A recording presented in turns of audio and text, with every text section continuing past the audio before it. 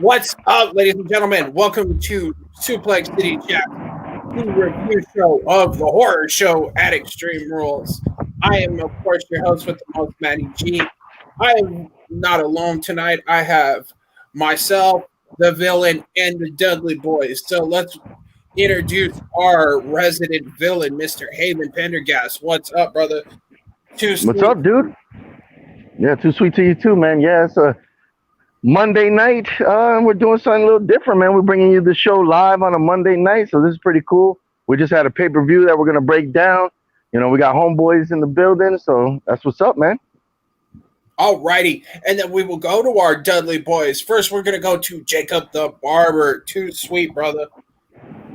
What's up? What's up? I'm excited to talk about this. I think some questionable decisions were made last night, and I'm ready to talk about those.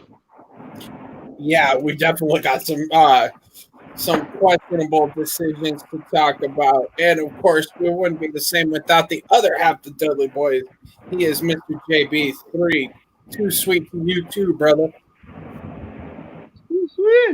Hey, it's Monday night. We're ready to talk about a horror show, bro. We might as well call this After Hours because it was definitely a horror show. I'm ready to talk about the good things and the bad. Yeah, we definitely got a lot to discuss. So, gentlemen, why don't we start with the pre-show? It was just announced randomly, like apparently they put this card on the show or this match on the card 6 hours before they went live. In my opinion, this match was a hype match, like they needed to.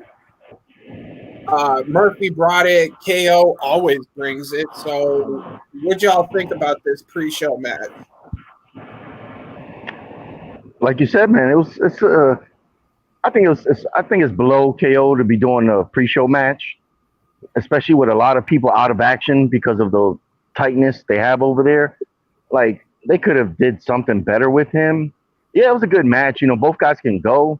You know, and of course KO had to get the W. You know, but it's like why on the pay-per-view? Like it didn't advance anything. Like they just threw this match together, just like the next match we're gonna talk about, where it's like it's just it was good, but then if you just kind of scratch your head, like why is this on the pre-show, man? Why even put this match there? You could have did something else and use these other two guys a lot better, you know? Yeah. I totally agree. I like the match itself. The match was wonderful. It's Kevin Owens and Buddy Murphy. I mean, what do you expect? Like, they're going to put on a good match no matter what happens. So to put it on a pre-show with no build is weird. Like, they've built something with Kevin Owens and the group, if you will. So they could have brought it on the card. They could have did anything, especially when you had other matches on the card that was subpar. So I agree with what the villain said. I think it should have had a story and it should have had more behind it. Yeah, I'm not mad that this match was thrown together because these two can go. But for a pay-per-view, just randomly thrown on the pre-show, yeah, it does feel weird. But the match itself was really good, I thought. It's a great way to get the crowd into the card, I think. Yeah, for sure. Shout out to the commentators too. Like they did a hell of a job bringing it. You know, I mean, but there was a stupid comment. Well, I wonder if this is going to affect Seth Rollins later. Well, yeah, that means his punk ass isn't going to be there to get involved. I mean, but all right. So we all liked it. You know, I'd say this was a straight B match. It was really good. You know, like these two can go. It was probably my second favorite match of the night. Yeah, I think that they could have done what you said. They could have brought that story. They could have had Kevin Owens cut a promo before the match saying, you know, and have it actually open the card and, you know, and cut a promo and be like, hey, listen, I'm here to put Buddy Murphy down because I love Ray and I'm not going to let you get involved in that match and I'm going to put you down. Yeah, that would have been simple. Just a little 1 minute promo, you know, just cut a minute off the match and give him a 1 minute promo. or even just have, KO come up from behind and just deck Murphy and just drag his ass to the ring and yell at somebody to hit the bell. Something, just something. Would have been with it being pushed together. That would have been a better way to push it together for sure. But you know what? I liked it though. Next match we got the table match between the New Day, who are the champions at the time, and the Artist Collective. Somebody break it down. I'll start. Oh, Jacob, you start. No. Oh, I posted this question in the group. In terms of booking, could you call the New Day the John Cena of like the tag team division, just because of how they've been booked 8-time champs in 5 years, and then they go out and they lose, and it's kind of like, well, maybe not. Told you to shut up. I was super happy with this match. I thought the action throughout was fantastic. These four can go, and the finish looked brutal. Like Kofi going through those two tables. I'm super happy with this decision. Cesaro's been a favorite of mine for years. I think he's seriously underrated and underutilized. And Nakamura, we all know how good he can go in the ring. And so for them to get some recognition and get some titles, even though I think Nakamura should probably be going after a pretty big singles title instead of a tag team title. I'm happy that they've got titles because they deserve it. Their in-ring work is some of the best in the entire company. The thing that got me the most was the end of the match, actually, where Big E is just sitting against the barricade, not even going to check on Kofi. And I'm wondering if that might lead to something, or if I'm just thinking too much into that. I think that might have been a little nugget they sprinkled in there for maybe future storytelling. But to jump off of what Jacob said, everybody loves Cesaro. It just sucks that he's never going to get any time to shine with a singles title. I mean, he had one United States run, and that was it. As long as he's been, in that company, and he's already been, 7-time tag champion?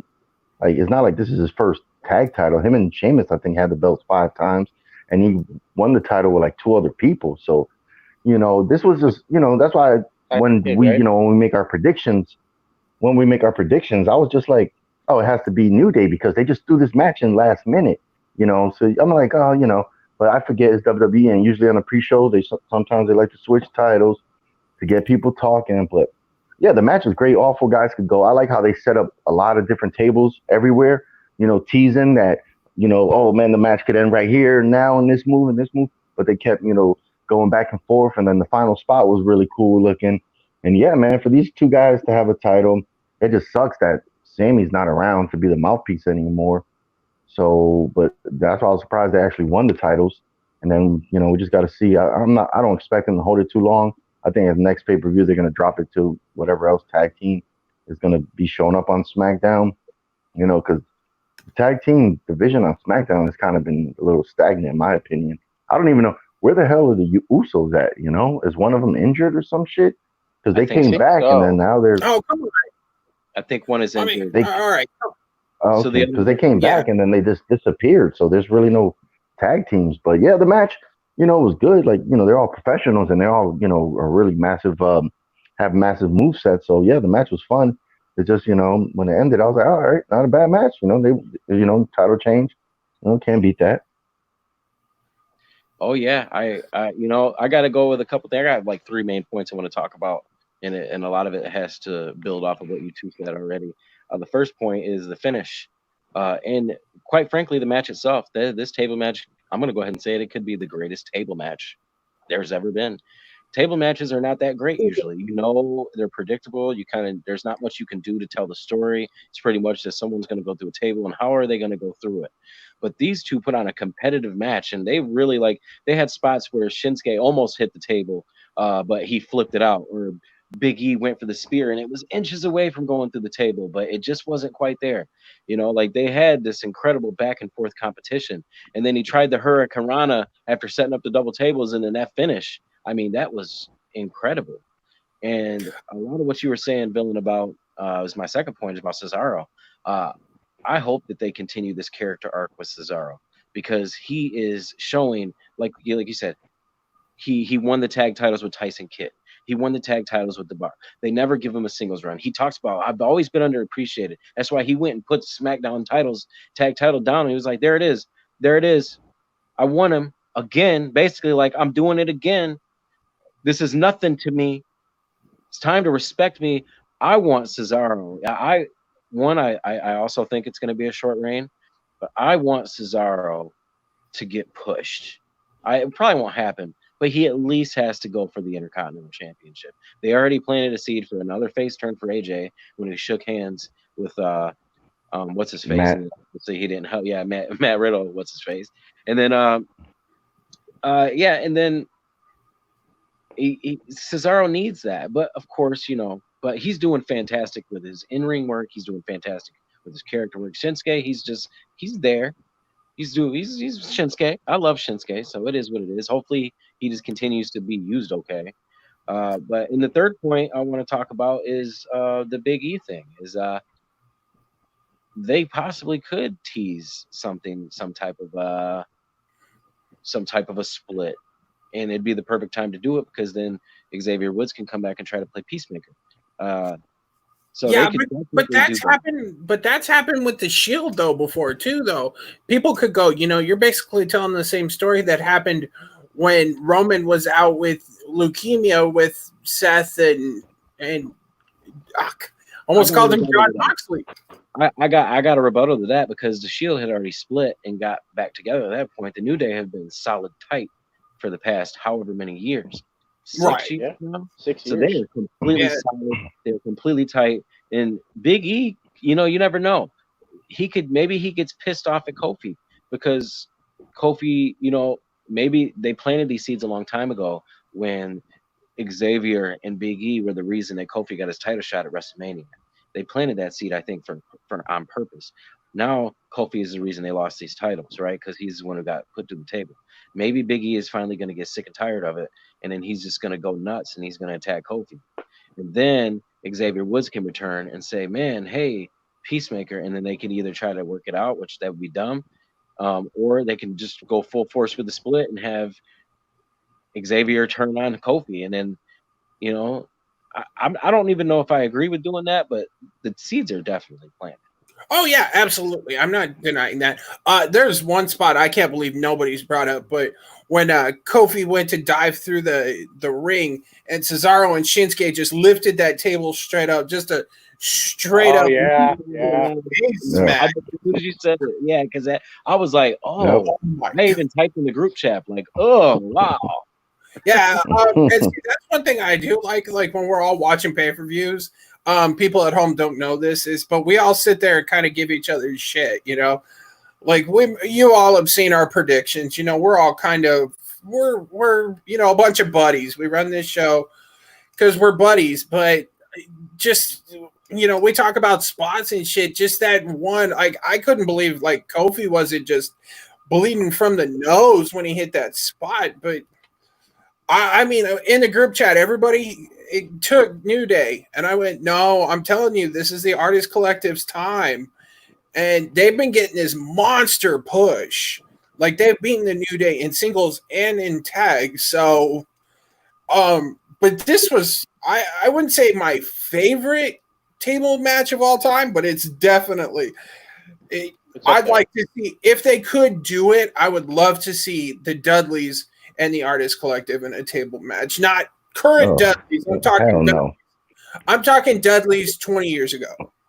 Yeah, even then. One more thing I want to say about this that somebody brought up on YouTube or Facebook was about Shinsuke Nakamura and Extreme Rules. They said for the past 3 years he's always won a title or retained the title at Extreme Rules. So that was pretty cool. Huh. I feel kind of bummed because Shinsuke, when he was in New Japan and he was a part of Chaos, he was a beast. He was just savage as hell when he came back as the King of Strong Style. And he came to WWE and they basically shotgunned him just like they did the Good Brothers and all these Finn Balor.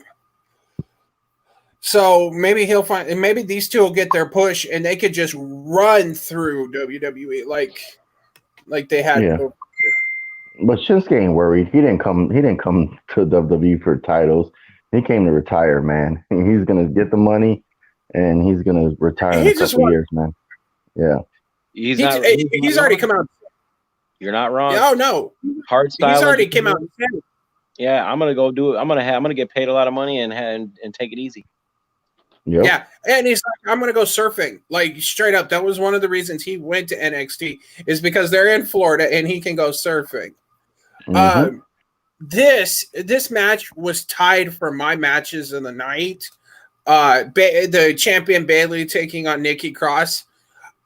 Nikki came to fight. Like Sasha could not, or Bayley could not put her away. Like even with Sasha trying to get involved every once in a while. Like Nikki came to fight, and I want to see this Nikki Cross, not this Alexa Bliss sidekick kind of. I'll fight when I have to. I want this. I'm gonna fuck you up, and we're gonna go. Oh, totally, man. And I want to focus on the promo and the motivation speaks before the match. That right there was cool to me. It was like you got Alexa Bliss, her bestie, and then you got what else was there? My mind is not working. The Kabuki Warriors. The Kabuki Warriors, yeah. Gosh. They were all giving her props and saying, you can do this, and they built her confidence up. She was like, I can really start feeling my confidence level, guys, and she's just like, it's building up. You can see it getting all excited, and then she comes out. And I want to point something out that I think Jacob or Ryan said in the chat. Her screams were gone in the beginning of her music. That wah, wah, wah, that was gone. It just straight up pop music. That's because they're starting to portray her instead of like a crazy psycho, like coffee drinking maniac. They're trying to portray her more like a positive energy type person. And she's playing. Yeah, when she was with Insanity, that scream stuff worked. But since Sanity's gone. And she's on her own, she's facing with Alexa Bliss for the last couple months. She's got to be more face, Mm-hmm. Who knew she'd be the last standing member of Sanity in the company? No, no, not at all. I thought she would. I expected her to stay in NXT. I didn't expect her to get the call up. Like Killing Dane is in NXT still. Yeah, well, he's demoted. But you know what I'm saying. And then that ring shot, it was perfect. I missed it the first time. And then JV3 was like, did you see it? I went, what? And I went back real quick. I went, it looked nasty. That looks real. That looked good to me. Like she cracked her in the rib, like that bottom rib, just like clack, like right on the bottom of her sternum or something. I don't know. She just got her. Did you guys see the WWE video after the behind the scene video? I didn't watch that. Bayley and Sasha. No, exclusive Bayley and Sasha one. No, it was an exclusive with Alexa and Nikki. I didn't watch that one because they had a bunch. Well, this was back in Bayley one though and Sasha. Yeah, well, she was back in the training room and she Charlie tried to talk to her. And you could see her. She was trying to talk, but her ribs were beyond fucked. And Alexa just looked at her and said, you know what? Nikki did her best. She almost had her. If she didn't cheat, you want to give Bayley props about being champion and yada, yada, yada. Because she cheats. I should know because I used to do that. She straight up admitted on TV that she used to do these heel tactics just like her. I was like, damn, she just straight up called her out. Yeah, I love that. It's the whole Alexa Bliss, Nikki Cross story. I love it. It works.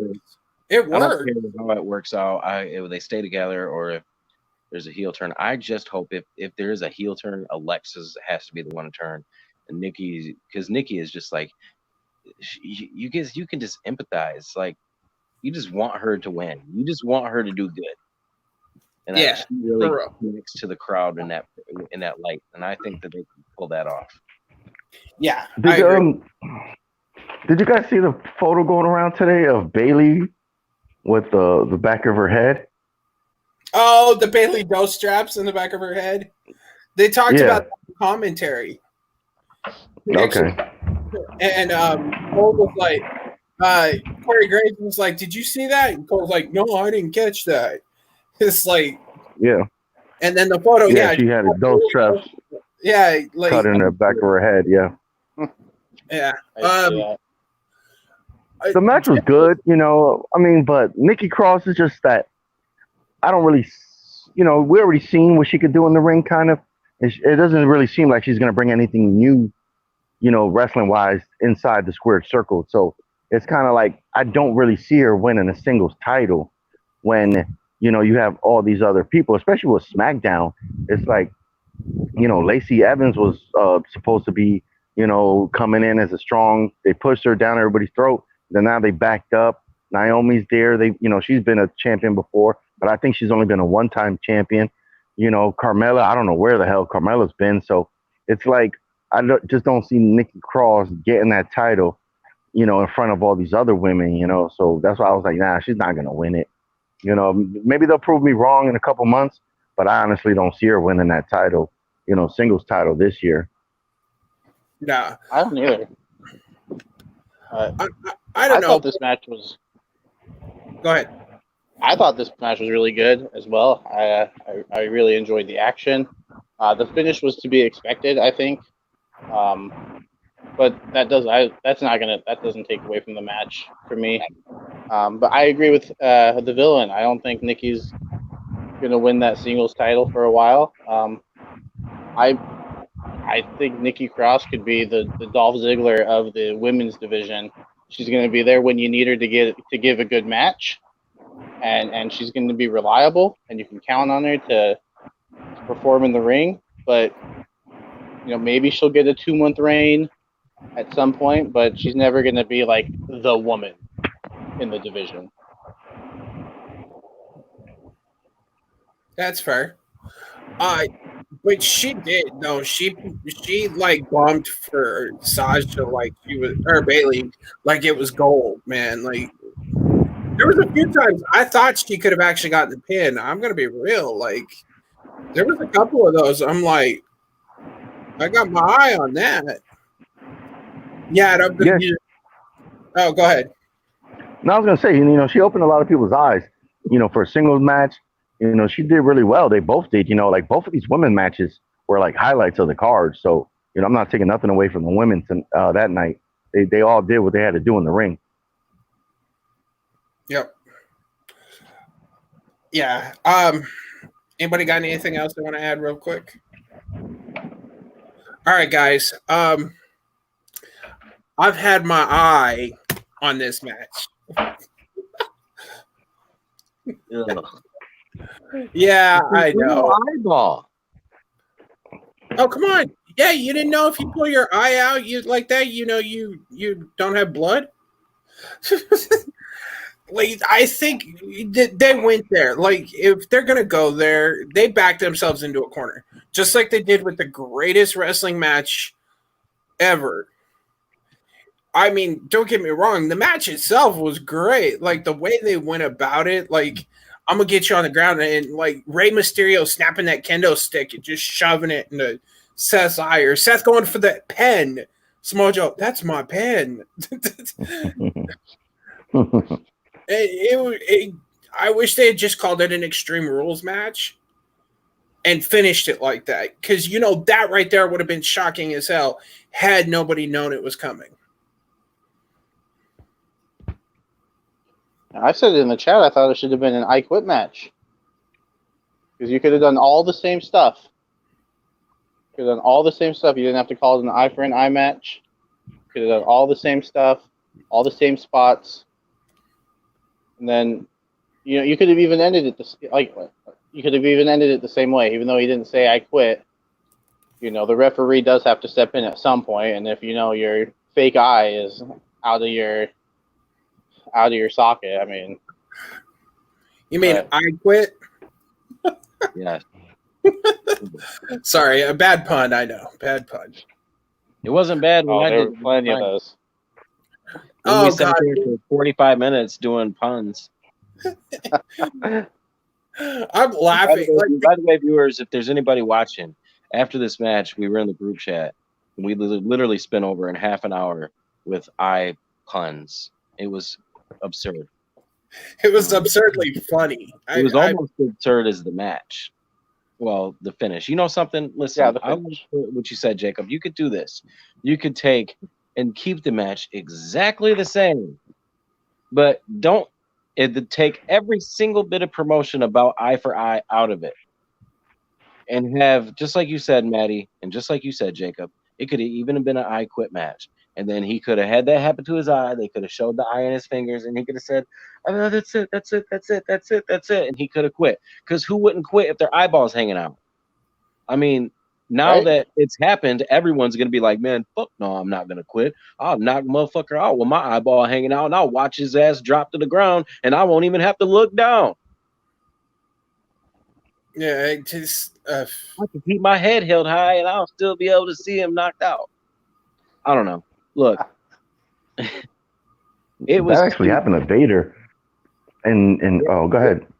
Yeah, you're right. And he popped it back in. Yep. It kept going. Yeah. That's back in the gangster wrestling days. Back when Ming used to go to the bar and like bite people's noses. I think the match, I think the execution to me was flawed from the get-go. You know, when you make the stipulation, you know, you could do whatever you want on pay-per-view. Like, it's literally pay-per-view. Like, you could have women come out there and show their breasts, and ain't nothing gonna. It's like, it's pay-per-view. There's no ratings, you know, for the stuff, you know. So I think the execution was flawed from the get-go. If I was WWE, I would have been like, I would have put up a warning, like, oh, this match is not for the faint at heart. These guys, you know, after the little promo package, and then from there would have been like, oh, this is an empty arena match because, you know, these guys are gonna do so much bodily harm. We don't want people around, you know, to get sick or you know, and faint, you know, from what they might see in this match. So from there, they could have pre-taped this match. They could have nobody in the arena, you know. So when they do go for the eye stuff, that's when they could go a little more, you know, cinematography style, you know, the cinematic, what we're calling the new age of matches, the cinematic matches, where they could have showed, like, you know, they could have had a plaster of Ray's face or something, and you could have, like, they got really close, and you see him, like, trying to pull the eye out, you know, Seth Rollins, and, you know, Ray holding them, and then when they cut back out, then you just see them, you know, their bodies. So they could have, you know, got some CGI, not CGI people. They could have got some special effects people in, and really did something so shocking that it could have left the fans like speechless, bewildered, you know, shocked, you know, like really table talk, you know, where kids might be crying, but then the parents got to tell them like, oh, you know, like they could have really did something so different in this one that people would have been like, yo, man, we gotta click on the WWE, man. Like, you know, they put out the statement, you know, Vince, oh, he wanted to change a couple things because of the poor rating from last Monday night. So he figured some of these stupid endings would get people to watch Raw tonight. It's like, if they didn't watch Raw last week, and if they're not going to watch the pay-per-view, what the hell do you think they're going to come back after the pay-per-view? What, because somebody had a glass eyeball, you know, picture? Like, they could have did something way better. And then everything in this match was amazing, like the wrestling. Like, both of these guys killed it. Like, the match was great until the ending, you know, and that's what I think a lot of things that happened this pay-per-view was, like, everything from bell to bell was great, but then at the very end, it just trash, you know, like Seth Rollins, you know, he knew he was going into this to pull the guy's eye out, and then when he does, he wants to throw up, and it's like, what the fuck is this shit? Like, what? Like, I'm such a bitch. I'm still throw up. Like, come on, man. It's like that turned me off. Hey, you brought it perfectly to what was in my brain, Billy. Because the next thing I wanted to say is this: Seth Rollins, He's done this multiple times, and if you really think back to it and think back to these pay-per-views like Hell in a Cell and these other ones, you tell me this: you are already in a losing situation when you have to come out the next night on Raw and explain the finish and give an excuse of why the finish was the finish and why you did what you did. You had bad creative and you're trying to explain the bad creative. He did it in the Hell in a Cell. He did it tonight. Tonight on Raw, he came out and was like, well, I really wanted to take his eye out, but then when I did, it was just, and I couldn't handle it. And I got sick and threw up. Like, if you got to explain yourself the next night, you didn't fuck it up. So you might as well just think about it. And okay. Yeah. I want to bring up something about him throwing up. Okay, and the eye. One, my kid and I watched it again this morning. He didn't watch this match last night. One, he looked at me and said, "Dad, that eye is fake." I went, "It is." And then he looked at me and said, "Dad, you don't throw up. If food's in your tummy for a while, you don't throw up like that." I went, "I know." And it's something I noticed, they bring the towel in and they bring Dominic out and everybody. And why wasn't Ray screaming his fucking head off, selling that shit, not just It feels so weird. Have that towel covered in blood. You pulling your eye out, that motherfucker gonna bleed, period. Yeah. Like, I think that they should have had blood there, and they should have had maybe Seth Rollins at the end, have blood on his glove or on his fingers, and then he tastes the blood, and relishes in it. I did something, because he's a heel. He's the top right now. Unless I'm mistaken, he's literally the top heel of Raw. So he should have been heelish, lick the blood off and be like, he's been crazy, made a crazy face. Looking like demonic. Instead, he's throwing up oh my goodness. It's come on, man. That shit just didn't work. Man, you are so right, bro. You are so right. No, they could have totally did. They could have had a cinematic, and they could have had him rip this damn eyeball out, and they could have had him show it to the camera, and they could just and then blood just coming down, or blue liquid, green liquid, or yellow fucking whatever the fuck. It's and then he could just be like, and just have that menacing look like he had. But this picture summarizes WWE and this match overall from the end. The moment you realize Right to Censor won the war at WWF, now WWE, became PG. I'm sorry. Yep. I saw that picture today and I'm like, there's no fucking question about it. I would pay money to see that match again, even with him yanking the eye out, if they had just even had some more blood or just something. Yeah. WWE thinks that they're so, and they're losing viewers, so they know that their bullshit ain't working no more. It's if you promise a certain thing, you need to deliver on that, and you can't keep, and we're going to talk about that later with another match that they advertise. And if it wasn't for the network, if this was actually pay-per-view where you're paying money, I probably would have called in, or parents or somebody would have been like, hey man, card is subject to change, but you promise a match and you don't even deliver on the match, It's come on, man. But anyway, I know we're going to get there sooner or later, so I'll shut up now. I just want to say something that I thought of when Seth Rollins threw up from beyond the mat. He's gonna puke. He's gonna puke. I could just hear Vince in the background. So yeah, it's probably the 25th anniversary, and Vince was like, that'd be cool. You should puke. He probably did that in the commentator's ears. He was like, he's gonna dude, I remember that. That was a classic. I'm glad you brought that up. Thanks, Matty. So then the MVP bullshit. I don't even know how to count point for this because officially they said it was he won by no contest, but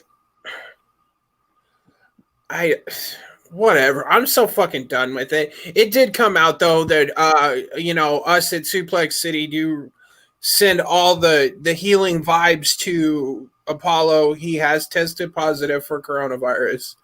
So that's why we haven't seen him on TV lately. But I wish they'd have just straight up broke kayfabe and just said, Apollo came down with corona, so unfortunately we gotta, But no, they came out with this crap. This could have been done on the pre-show. Let me go. I want to go. Okay, I have something to say about this. Trash. Yeah.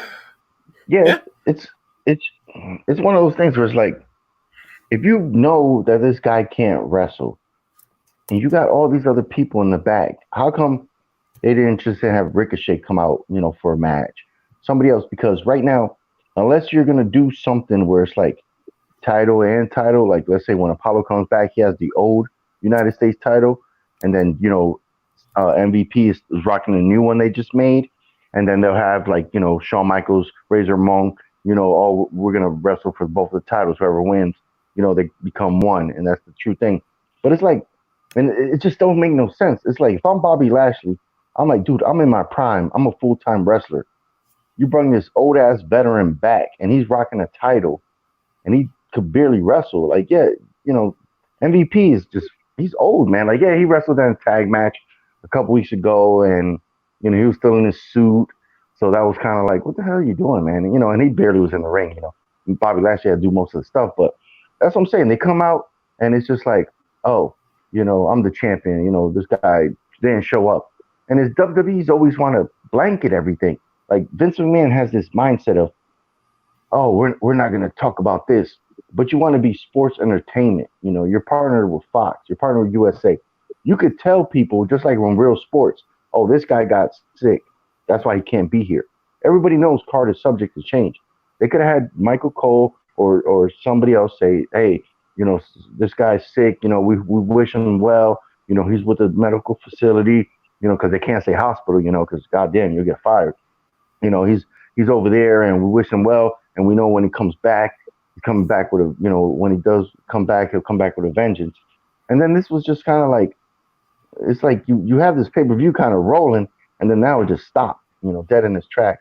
And then the next match hopefully picks it up, so the flow was really shattered with this whole shit, of a non-starter match. Yeah. Yeah, I totally agree. This was dumb. If you're gonna do this, do it on the pre-show. Not on the main card. Just completely stop the flow of the card. Or even have Bobby Lashley issue an open challenge to someone. And Cedric Alexander, Ricochet can answer, and you can have a solid 8 to 10 minute match. But even if they lose and Bobby wins, whatever. Yeah. MVP could have set it up like it was going to be against him, and then he could trick them when they get out there and be like, it's actually against Bobby. Or hell, even better way, have Ricochet and Cedric come out with chairs or kendo sticks and go at them, and then they got to do their little commercials, God forbid, which it was fucking weird as hell, but whatever. And then have it come back and go, just like Stephanie McMahon tonight chimed in, they could go, somebody of the McMahon family said that because of that, they're going to go and they're going to have an Extreme Rules match. Let them go for 10, 20 minutes, whatever, 10, 15 minutes, whatever, and then go. There you go. Yeah, they could have fun with it. I don't understand why they don't have fun no more. Like MVP, they could have fun with it like they did back in the day. They always had some little fun. Little being the word where like MVP's talking shit and saying like, oh yeah, and then the Apollo music hits and he's looking at him and Bobby Lashley like, what the hell? And then we have a little person come out, like a mini Apollo Crews, and he comes in the ring and MVP just beats the shit out of him and wins the title. So we still have a match. It's just, that would have been great. You could have fucked some shit up. They used to do that all the time. Like, I don't understand why they don't do that no more. They could have a little person come out dressed as Apollo Crews, looks like him, and then and then MVP just beats him, man. Or like But when they I don't know. or like even during Money in the Bank, which we all kind of agreed was kind of hit or miss. They even had a reference to Doink the Clown, for God's sakes. I mean, just something, just a little wink to those of us who've been around for so long. All right, let's get off this subject. This was, in my opinion, the most fucked up bullshit. Trash. There you go. This could have been on the pre-show, and then drop everybody down and put Murphy and KO to open the night. There you go. Something that we're gonna have to bring up yet again on Thursday when we go live. It's Asuka the champion and Sasha Banks. Holy fuck! We all agreed last week that this was gonna be match of the night. I give this an A. I don't give a fuck about the bullshit at the end. This match was awesome. It was everything I wanted. Yeah. Except for a good finish. But, I mean, who needs that? Yeah. Like, both of these women could go. Now, go ahead, Jacob. I agree. It was an A+ for me until the finish because I loved everything about this match. I was just going to agree with you on that. Go ahead, Villain. Yeah, man, this match was, to me, match of the night, man. Both of these women, bell to bell, brung it. Awesome wrestling. A lot of submission holds, a lot of reverses. Excuse me. A lot of near falls. Kept you on the edge of your seat. Both of these ladies were just doing their thing. Bailey outside doing the multiple distractions. Was cool. It didn't get tiring. It still told a great story until the fucking ending, man. It was just like, I said something in the chat about it. We're just like, this is one thing I wanted to bring up was like with the MVP thing, and then this thing where two people just claim belts without actually getting the referee, to say like you are the new champion. I think this is a time where they might need somebody come to Raw and kind of like, hey man, this is the match that's gonna happen. You did this, consequences, because we're just not really seeing that right now. Now I know we're not talking about Raw, so whatever happened tonight, but after this match, it still had me scratching my head because I'm like, man, he got the referee got sprayed with the mist. They could have just had Bailey hit Asuka with one of the belts she has, knocked her out, woke the referee up, then he could have, walked over there and just counted the 1, 2, 3 and made it official. So it's like, yeah, Bailey took the shirt, she counted it, and that was it. And then they run off like the heels they are. But it's just like, it would have been cooler, it was kind of cool, but then it's like, no, because she's not the champion. This is like fucking Lex Luger when he fucking beat Yokozuna by count out, and then all the wrestlers are holding him up like he won the goddamn title and he never did. That's what I'm like, they need some kind of authority figure back, That is sucks because right there. they really need some authority figure to come back and start kind of helping, which you never. It's funny because authority figures was kind of always a thing in WWE, even back when I was a kid, when they needed somebody, to kind of come in and say something, Gorilla Monsoon or Jack Tunney or something. But it was only on rare occasions where they had to like really figure something out. Everything else, the storyline, wrestlers wrestled, blah, blah, blah. But right now, after this pay-per-view, it's like, man, you got to kind of clear some shit up for us as fans. Like, how's this standing? It's kind of like Wild Wild West. If people would just claim a title and be like, oh, I'm the champion now, so. But yeah, the match is great until the ending, man. A lot of these endings were just like why, but they reported Vince changed it last minute because he wanted people like view Raw to see like, oh, what's going to happen with this title, which unless they got gangbuster numbers tonight on Raw, I don't see why even do this type of ending, if it's not going to bring you the viewers he thinks. But that's enough out of me, man, because that was confusing. I watched what happened. I know what happened. I know what they're going to do. It's exactly what I said in the chat. Yeah, we're going to have another match next week. So, but I got a story to tell. I want to tell a story. like just a quick story. When this first match came out, or when it first got announced, Sasha Banks is one of my favorite wrestlers. Asuka's one of my favorite wrestlers. So I immediately watched their match on Raw after Royal Rumble 2018. I was like, boom, I'm gonna watch that match. I watched the match, and it was amazing. I mean, Sasha bumps her ass off. She did that dive and got kicked in the face, and it looked like she died. She was fine. She's just that good. And it was just all in all a great match. So I'm coming to this match expecting great things, and then you watch this match and you get great things, and then you get everything that they did before times two. You get more reversals of submissions, more big moves, false finishes, both competitive, both doing their thing, both making each other look great. And then you get something which, mind you, if you're gonna do a bullshit finish and you're gonna have another title match, you don't have to do all the bullshit. You set it up perfectly. You sprayed mist in the referee's eyeballs. It's a theme tonight for eyeballs. He sprayed the mist in his eyeballs. He couldn't see, couldn't pin. You could have had him get pissed off about it. You could have had like Asuka could have hit the finisher, and she could have been like, he's like, I can't see. He could have been like, man, everybody's disqualified. Or you could have had another referee. You got like 12 referees in the back. Another referee couldn't come in. You can't have Bayley just take the shirt off. She's not Shane McMahon. She can't just put a referee shirt on and do that. You know what I'm saying?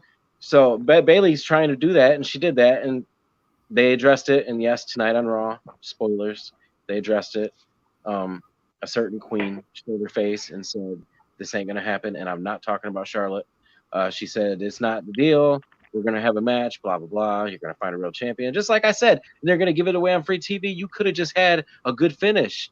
But if you're going to do something, if you're going to do a bullshit finish, then you got to be more creative. I mean, golly, they got all the belts, and it ain't even legit.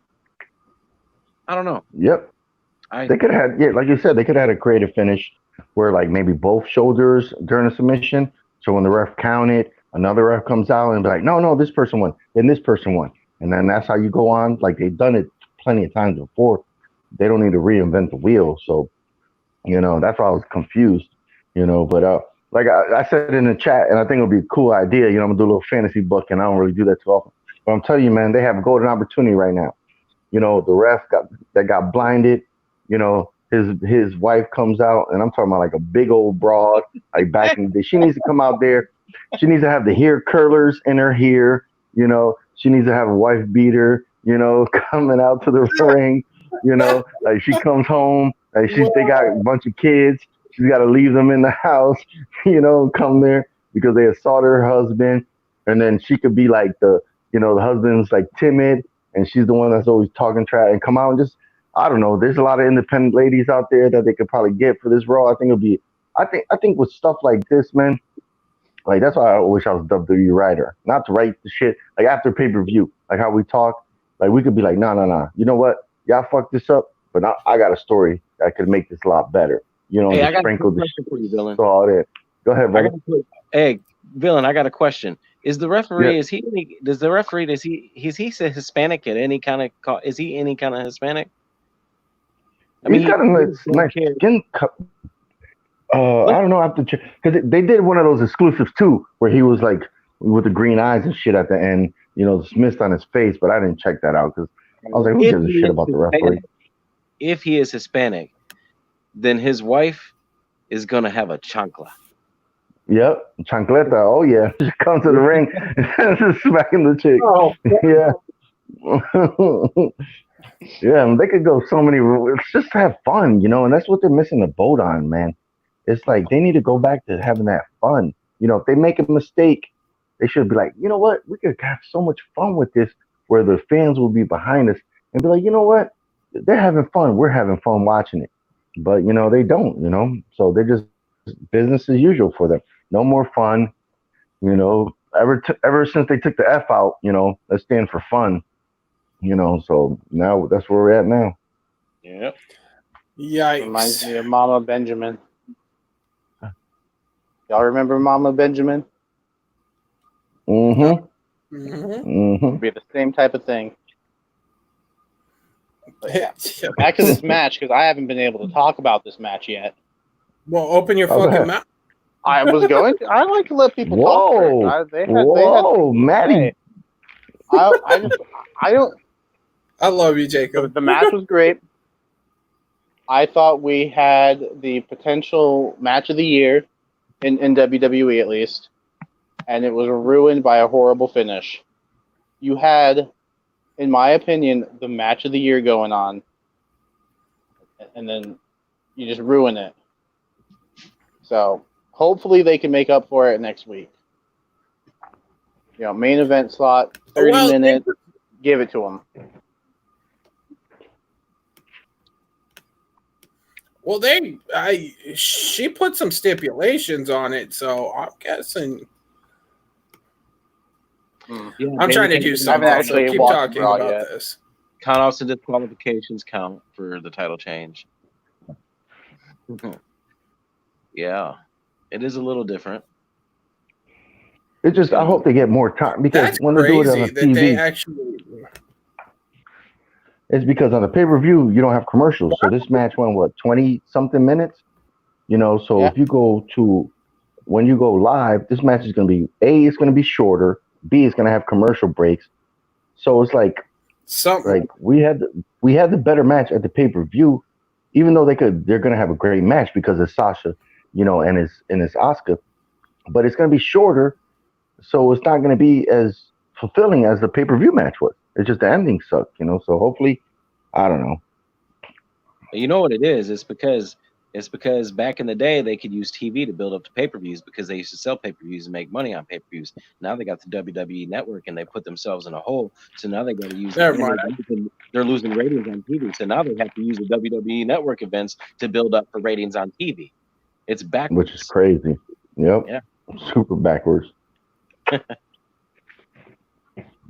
So what's the next match, Matty G?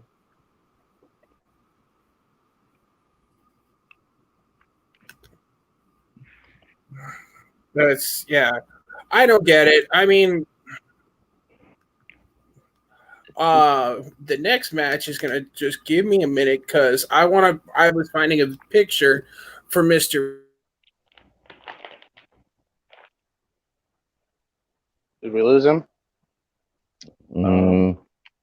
He has frozen in time. Yep. Should we all just freeze when he comes back? Yeah. We should all freeze when he comes back, so he's all freaked out. Yeah, because last night, man, when this match was going on, he kept dropping his phone when he was watching this match because he had one hand in his pocket and one hand in his pants, and one hand trying to text. So he was easily distracted. That's why the kid didn't watch the pay-per-view last night because Matty was sure to lock the door and put the sock on the door, because he knew that this was the chance he was going to get to, really get excited for that WWE Network match, Shoot. Well, while we do it, might as well start popping over to the question, or not to the question. I do too much trivia now. Drew McIntyre versus Dolph Ziggler. That match was also a really good match. I like the whole aspect of Drew or Dolph doing the specific stipulations that he did, because what else is Dolph going to do? However, the fact that he lost is pretty much career burial. Like, he's never going to be able to compete for a title again. Mind you, spoiler alert on Raw, I ain't going to say it. Y'all have to watch that one. I ain't going to tell y'all, but we can talk about that on Thursday. Continued. Yeah, I haven't watched Raw yet. Yeah, but straight up, look, obviously a good match. I just want to put a little shining spot on the tune-up and then the kip-up and the Claymore, and it all happened in less than like a second. So pretty much shows Drew McIntyre is like amazing. Yeah. Hey Matt, do you watch these after we put them on air? Do you ever go back and watch these? No. Oh, okay. Y'all are assholes, I'm sure. I will. But anyway, Drew versus Ziggler. You're going to now. I'm going to now. I'm like, I experience this shit. I know what we talk about. Man. No, Jacob. we've got it. We're in the middle of monsoon season. Yeah, my ass. No, we're in the midst of monsoon season, so like the whole fucking apartment lights flickered, so it dropped internet for a minute. True. I'm glad you're back, brother. Well, Yeah. Go ahead, bro. We had JB3's stuff, so go ahead, brother. You the host? I just want to. There's one spot in this that I really was impressed with Drew, where he picks up Ziggler out on the apron, in that superplex or that suplex style, and he goes to throw him over the table, and you know he wants to just drop his ass into the table, and then he turns and just plants him on the other side, like he was gonna hit him in that table, and he's like, "But I want to keep this." Yeah. I'll go then, and before Jacob then. I shitted on this, when we talked about this match, I was the first one to say this match should be quick, because Dolph Ziggler is a fucking jobber. They came out with a cool stipulation, and, the match worked. He put a lot of offense in. There was times, he did some cool famouses, especially on the announce table. He did a lot of different things to try to get the belt. There was a lot of close calls. The ending of this match was one of the only times that this whole pay-per-view had a really good finisher. That thing was, picture perfect, and it really showed Dolph kind of credible because, for me, I was just like, no, this match should be quick. It should be the bell rung. He should go for a super kick. Drew ducks it, hits the ropes, come back, Claymore, 1, 2, 3, match over. But they went different route. No, sorry, he didn't even hit the ropes. That was what was so great about the finish. I'm saying if no, I know. I'm just saying if that was if I was booking it, that's how I would have did it. I would just rang the bell, went for a super kick, ducked it, then hit the Claymore, and the match would have been over. That's it. But they gave Dolph a lot of offense. Yeah. My bad. Yeah, that's cool. No, I would have digged that too. Yeah, but they gave Dolph a hell of a lot of offense, so I can't complain. Dolph is a good performer. It's just that he's been there so long, and it's just that nobody really sees him as like, oh, you're gonna win it. No, you're not gonna. We all knew he wasn't gonna win. I didn't know where they're gonna go with it, but they did put on a really good match, so I can't hate on that. From bell to bell, the match was great. It kept me intrigued, kept me entertained. Both guys did really well. So. It was a good match for, Drew to retain. So, I can't complain. Not at all. Yeah. No, this was kind of the opposite for me from the last match, because with the last match, I loved everything about it up until the finish. And then with this match, it was it was a decent Drew Dolph match with a really good finish. I wasn't a huge fan of the stipulation. This to me felt like one of those matches you see it's the main event of Raw, and the heel comes up with this, in his favor stipulation, to make the champion look strong. It was all predictable. The action was good. I'm not going to take away from that, but to me, it just didn't feel like a pay-per-view quality match. It felt like a really good Raw main event match. But I'm not gonna hate on the two for the performances they put in, but that's just kind of how I feel about it. But it wasn't as bad as. I could agree, because it was weird, because maybe one of you guys could fill me in on how come Dolph was able to pick stimulation for this match. Drew let him. He didn't. Drew let him. Oh, okay. Yeah, because he called him. Yeah, because that's what I was like. Yeah, because I'm like, he's the champion. Dolph didn't beat anybody to pick a stipulation, so I was like, I guess Drew. Okay, I guess Drew was just that confident. Let Dolph pick whatever he wanted. Okay. Yeah, I do think they're building up Drew as a good champion, though. I'm liking his reign so far. Yeah, they're building him fucking strong as hell, man. I do too. I just wish there was more people he could wrestle with, because right now, it's like he's a tall dude, man, big and jacked, and a lot of those people on Raw are like half his size. So we just got to see who's the next person, I'd say Randy Orton, maybe. Think in our mind who's going to be. Yeah, that's the logical choice because Randy Orton's a tall, muscular, built guy, So we got to see where it goes. I think Randy Orton's doing his best work in years right now, so I would love to see Drew and Randy at SummerSlam. I think probably the next logical step would be that. But my thought is, does he drop the title though, and then maybe pick it back up once fans come back? Yes. Yeah, I'd give it to Randy. I'd give him one more reign. I would definitely give Randy Orton another reign. Like that dude's been a workhorse. Long story. Like, he don't even need a long reign. He can win that shit at pay-per-view and lose it next Monday Night Raw. As long as he just gets another title on his belt. See, I don't. I think he'll hold it for a while. Go ahead, JB3. Can I book something? Can I do the booking thing you guys do? Go ahead, bro. Yeah, let's put you on the spot. Okay. I want to book it. Okay.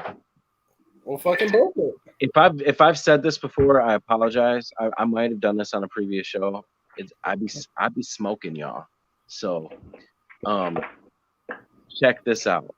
We here at TMG only recommend smoking if it is legal in your state or you have a card that makes it medication.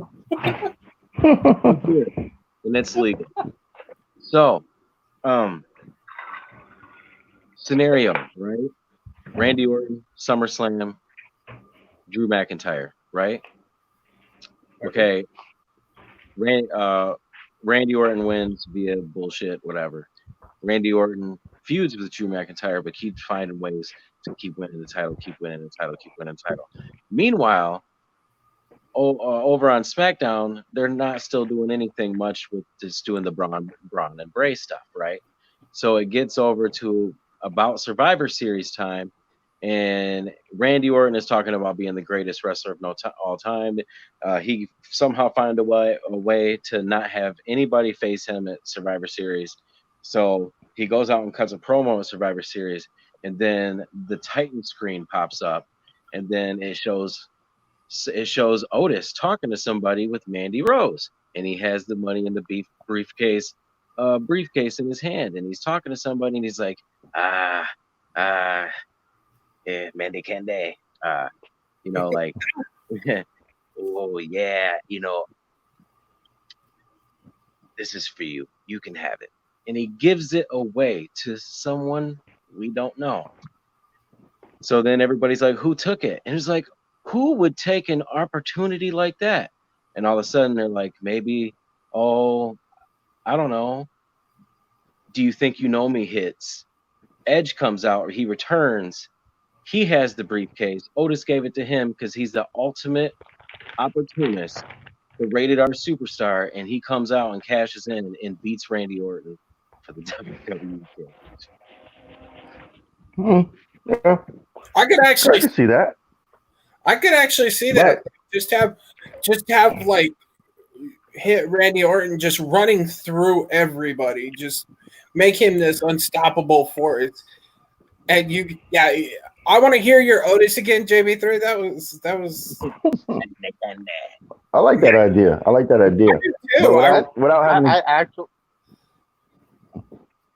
think at SummerSlam, if the time is right, I think when Randy Orton comes in the ring, they announce it's going to be a 3-way match.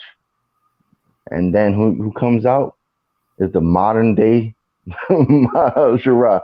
And he's the one that picks up the title at the pay-per-view. And he's a 2-time WWE champion. Yeah, he got Randy's number, bro.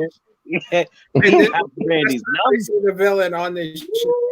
Boy, Jinder got Randy's number. Boy, 3-0. Yeah. I'll be prison on his ass. Woo! Yeah. Or maybe they could do it where Randy Orton does the RKO on Drew, but then he lets Jinder Mahal put him in the clutch slam, win the title. The next night on Raw, they have a match and Randy Orton hits him with the RKO 1, 2, 3, takes the belt, and he goes on to what JB3 was saying. So we have a 24-hour champion, a less than 24-hour champion, Jinder Mahal, but he comes with a 2-time champion, and then Randy Orton becomes a whatever time champion he is, and then it could go into Otis giving the briefcase. Yeah, so we already have like 5 champions in like a span of a couple months. Damn. So wait, did the WWE Championship turn into the 24/7 title? The 24/7, 48/7, 7-Eleven South, 7-Eleven. Well, hey y'all, before it gets too crazy, we're about to get crazy because there's only one person left to talk about, and it's Wyatt swamp fight. Yeah, this match was call it a fight. This match was it's nothing nowhere near the original Firefly Funhouse, Stadium Stampede, Boneyard, but it wasn't as bad as like the backyard brawl or the backlot brawl. It's just kind of there, it was kind of in the middle, not great, not bad, just there.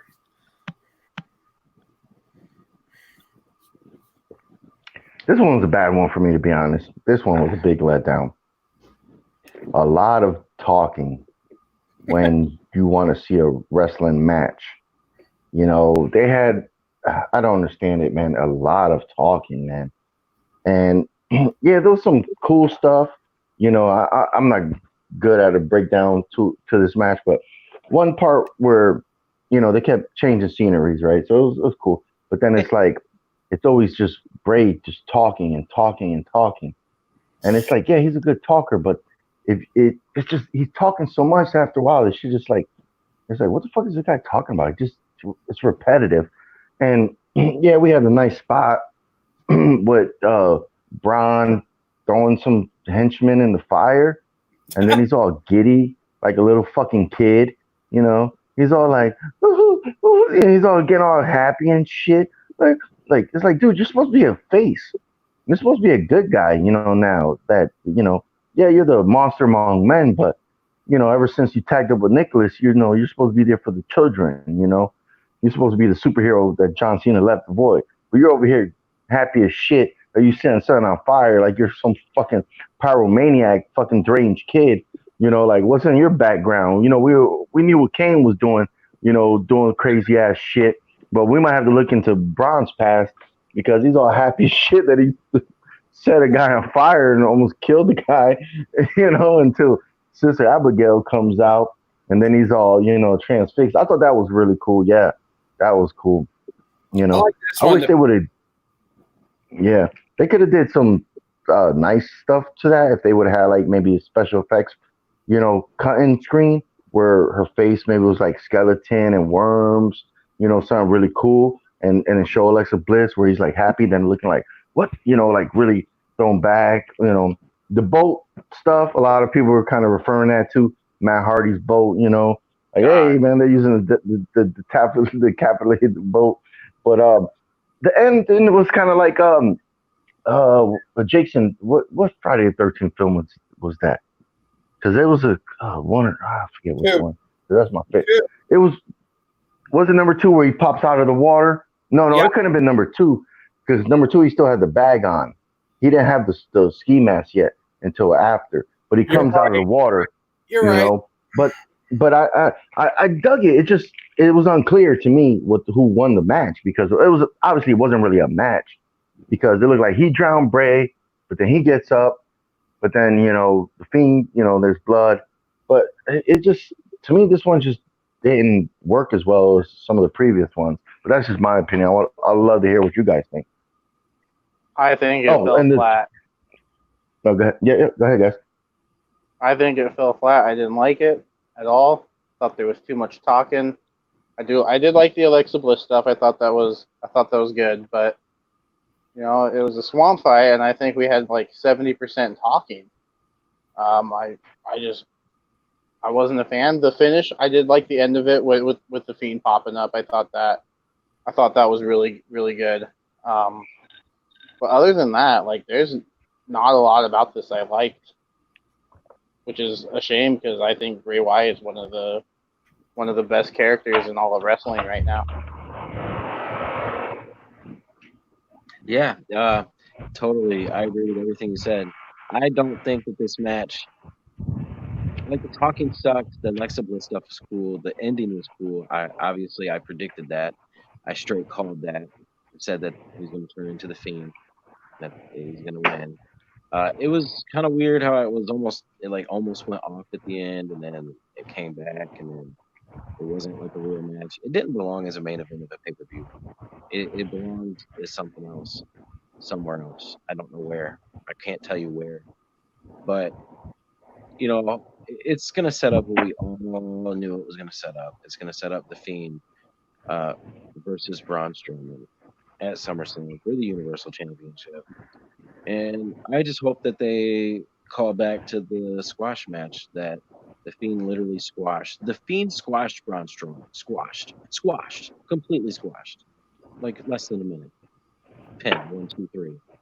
With the Fiendable claw. I like that one. I just made it up. Yeah, man. Nah. But it is what it is. We just gotta wait for SummerSlam. The biggest party of the summer. With the Fiend. That's what I wonder if he's gonna cook at the barbecue. The Fiend. That's what really pissed me off about the whole WWE booking with this title, because the Fiend got fucking steamrolled by Goldberg, and then Goldberg got steamrolled by Braun, and now we're back to Braun versus the Fiend. And it's like, dude, you got your ass whooped by Goldberg.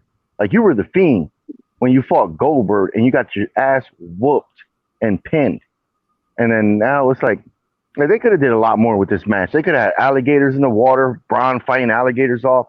They could have had a swamp monster. They could have showed the Fiend or Braun with some like powers, and they had the identical twin or whatever the fuck was the shit with Braun. But that, I didn't care for that. They could have had like a monster. They could have had so much cool shit.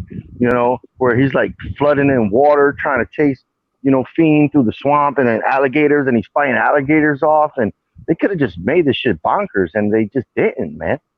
You have this whole terrain. When you say a swamp, that's just huge, and then you just have you just didn't do enough with it. We wanted more. You're saving money by not having people or not making money. Well, I don't know, but you got money, man. Y'all could have just did a lot more with this match to really have people talking about it. And we're all just like, man, it was flat. Now, my turn, because y'all know Bray Wyatt is my boy. I've been a huge fan of them since the Wyatt family in NXT. You all know that, right? We all are agreeing. We all know that. Bray Wyatt, in my opinion, is probably one of the best minds in WWE. However, a lot of this shit was not good. Like when Braun drove up, that motherfucker could have just stayed in his truck and ran Bray over, and it'd have been done. We'd have seen Bray a greasy. Oh, he froze again. Yeah, I'm back. My bad. Go ahead, bro. Just as I started talking, I heard in the background. And wait, well, here we go again. And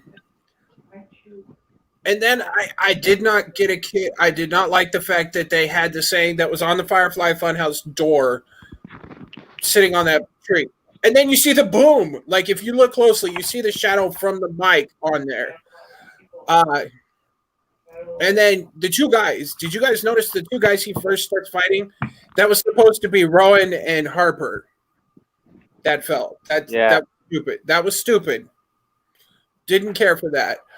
I kind of like the rambling shit he did in, him walking up with the lantern with his original music. And that room itself was creepy as hell. But you could tell all he had to do is just stand up. That motherfucker would have been out of those chains. Those chains were not across his chest. They were across his arms. Not cool. Did not like that. Yeah, when they started the ambulance. Come on. Alexa Bliss, when she came out with that snake, That snake bit him. I live in Arizona. When snakes bite you here, you're dead. Like, Arizona, we have snakes for you bite like within like 3 hours. So that right there is a big to me. They said they had alligators in it. The alligators were fucking flashback. I want to know how Braun has night vision. Like when you see like the pig and the bunny and shit like that, it's a night vision. Tell me Braun's got night vision. That said, though, that when Ray is talking, is creepy as hell. Like you could see that in a horror movie. Some of the fighting was good. They tried to make it more horror movie. It was so bad. Like in parts of it were worse than this. Like some of them were worse than that. I like the idea that the Fiend returned. We haven't seen the Fiend since WrestleMania. So, maybe cult leader Bray was kind of, in the Fiend's mind and he was fighting to get out or some shit. I do want to talk about the promo he had earlier in the night where Bray's all dressed up like a fucking like vampire and shit. And he tells them to play the scariest clip of all, and it's the fucking karaoke scene. I thought that was funny as hell. Like that shit was just Bray breaking the fourth wall. Like that's the funny thing about the Firefly Funhouse is Bray can break the fourth wall there. But it didn't live up to my expectations. I expected, Firefly Funhouse, and we got Backlot Raw. I want to know how Braun's going to get out of the swamp. I think he's dead. Same way AJ got out of the grave. Yeah, they could have did so much, man. They could have had Braun come out of the truck. They should have had some night vision goggles on his head. He could have had a bow and arrow kit, hunting knife. He could have like tried to sneak up on Bray while Bray was talking, hit him in the back a couple times, some arrows, and then when he like comes up to him and turns him around, is Nicholas, on the floor, and he's like freaked out, like no, and then disappear. They could have did so much more. Like just like they could have went balls to the wall with this, and they didn't, and it's just like too much hype, and then it just leaves us flat. They could have did so much more fun. Like the Alexa Bliss stuff was cool because they're on different brands. Maybe he'll talk to her one day and like, hey, and she could be like, no, that wasn't me. That was a trick, the mind. Maybe we'll get that conversation, in a future episode. But yeah, they could have did so much, man. They could have did so much more. Yeah. Agreed. So, all right, guys. What do y'all rate this pay-per-view? A to F. I gave it a B-. A lot of the in-ring action was great. A lot of the stuff after or close to the ending was what left my mind scratching, but I'm not going to take away from the in-ring action because a lot of these matches were going hard in the ring. A few hiccups. I probably could have went lower, but all in all, like it had good in-ring action. Just certain matches, just the end just wasn't executed well enough, to give it anything higher.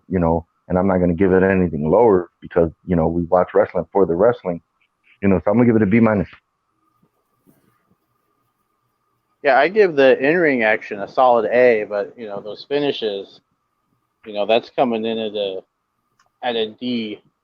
So, I'm probably right there with you, Villain. I'll give it the same. Because yeah, the in-ring action was great. There was never a time when I was watching that I wasn't entertained. See. And I'm going to go a little higher than you two. I'm going to give it a B because, in my opinion, we had almost 2 5-star matches. There were definitely some hiccups. So I'm going to give it a B. Villain, I do have one more thing to tell you. I did win these picks and tied it up. Just saying that. Okay. My picks were unofficial. Well, motherfucker, I told you to put them in the group chat. All you had to do. Yeah, is, well, you know, no life bullshit. goes on. Life happens. Wait, so how many? Wait, I only got 2 wrong. Because I got the MVP. Oscar, I picked Oscar.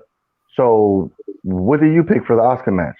And Sasha? I took Oscar, but we agreed that since WWE called it MVP won by no contest, that's where I got the edge.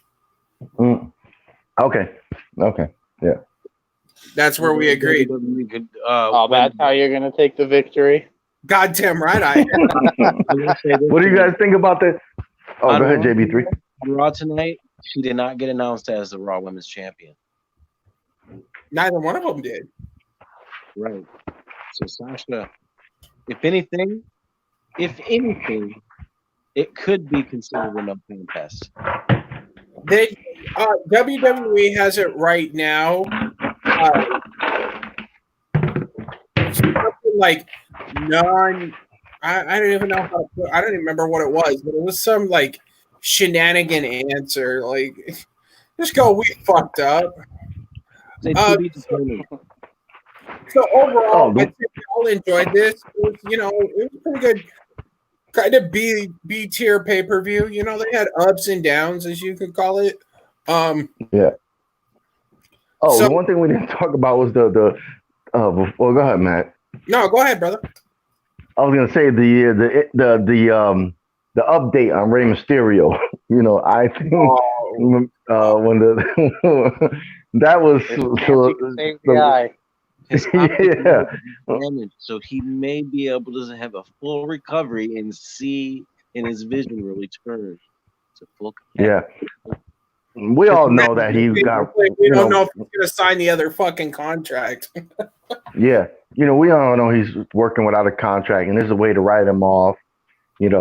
So excuse me, if he goes anywhere else or he comes back, they could write him up. They could bring him back and say why his eyes cool. So that was kind of like, oh, okay. But yeah. Yep. So I think we've hit the end of it, gentlemen. Anybody else have something they want to drop before we call it a night? I'm ready for Braun's title reign to end.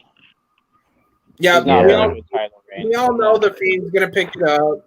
He'll hold it till probably Big Dog comes back, who on Thursday we are going to have to talk about because that man looked yoked. Yep. All right. Before we head out, there's one thing I do want to mention. Imagine a Sasha and Asuka match.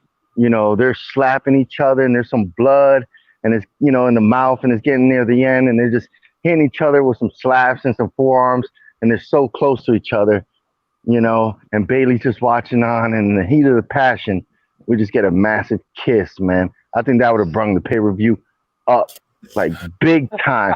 Just little blood and it just heat of the moment, just some explosive passion comes onto them. Woo, that would have fucking been a landmark victory for all us fans.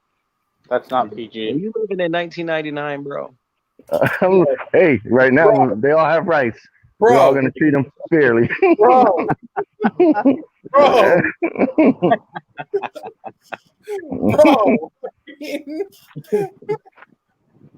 I mean, I hate to say it, but that image is the truest thing we've talked about. All right, Villain, tell the people where they can find you. Every Thursday night you can find me on TMG. I'm thankful that Matty G allows me to be up here with these guys. I met a lot of cool brothers up here. We're having a lot of fun shooting the shit about wrestling. We don't always agree, but that's the good thing about, being American. We all have our opinions. We respect it, because we love what we do when we talk about wrestling. And of course, you can find me on Jack of All Trivia on Facebook. That's how you get into our league. And of course, this week we're having title matches with the Core Team Chaos Title Week that Jack of All Trivia is presenting. And that's going to go down starting tomorrow with the King of the Mountain match, the Cornetto Trilogy. Tuesday, we have the IG title match, Dave Lee's champion versus Jay Burns. And then Thursday, we're having the team title match for Movie Trivia with NWO, me and my partner, James Shimo, against Free Parking. That's what we're doing this week. And of course, Thursday, you're going to find me back here with the good brothers talking wrestling. All right, JB3, how about you? Sure, you can find me obviously here, Suplex City Chats. I also judge matches in the debate leagues. There's 6 of them. Watch all of them. They're all great. Also, you can catch me over at Nerd Entertainment Network. I'm the commissioner, Combat Wrestling Trivia.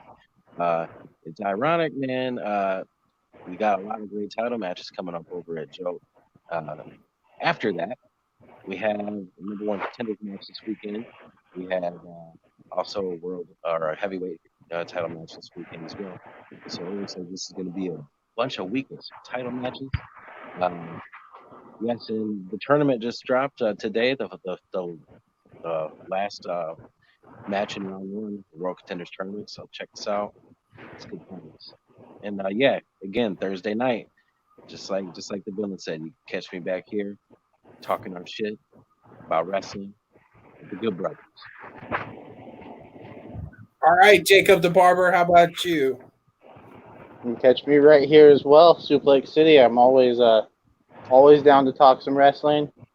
You can also catch me over at Nerd Entertainment Network, where I compete in the CWT. Just dropped a match against Matty G. Yeah, we don't need to talk about that. We don't need to talk about that. And just preparing for the semifinals of that tournament now. And again, back here Thursday, talking some more wrestling. And you can find me as the family said, right here back Thursday night for another Suplex City Chats, as well as Saturday we'll be back with another After Dark takeover with the man, the myth, the legend, John Kaiser himself. We may have a little bit of something coming else with that. So definitely check us out there. Don't forget to check out TMG Trivia. We've got all your trivia leagues there. Don't forget here, we've got your debates. For everybody here at Suplex City Chats,